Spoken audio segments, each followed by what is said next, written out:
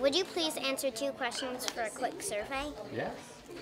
Do you want the streets of the Upper West Side to be safer? Yes.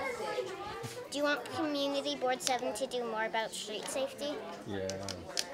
Thank you. The kids are here tonight to have a civic lesson, basically. They're giving people a very short survey, asking them how they feel about safety on the Upper West Side.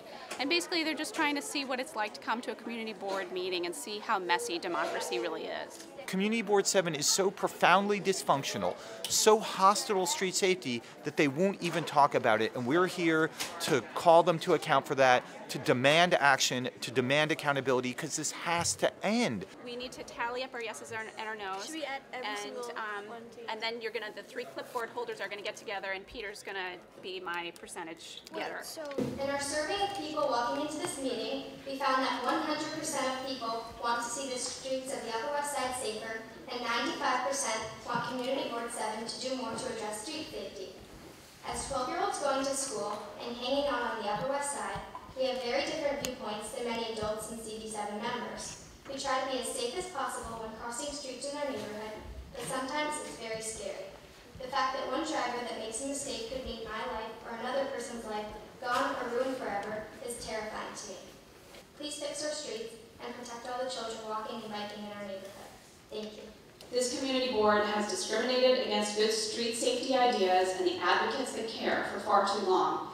In fact, in 2010, we had identified the very intersections where both Cooper and Alex were killed in a campaign we called Corridor 96. Instead of acting on any of our ideas, the community board chose to study the corridor, and then to study it again, and then to sit on those recommendations until in February of 2014, we were forced to act.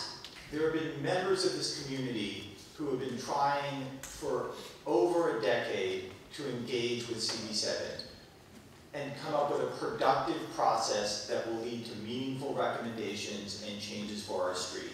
It seems like actually meaningfully talking about and thinking about street safety is a taboo issue on CB7, and there's a lot of noise about it, but the fact is, you formed a street safety committee and put in charge of it someone who was completely indifferent to street safety, who didn't want to talk about it, who was vocally hostile to people on the committee and in the neighborhood who were active and interested in working on street safety. And then, when this committee failed in every meaningful way, you lied about it.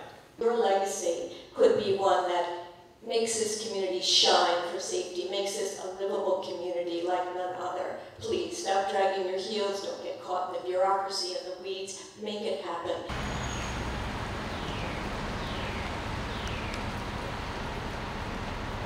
Yeah, we just left the Community Board 7 meeting to demand action on street safety. We walk down the street and look what we see. We see a restaurant that has been, apparently the awning has been hit by a car in the middle of the street. Fire truck.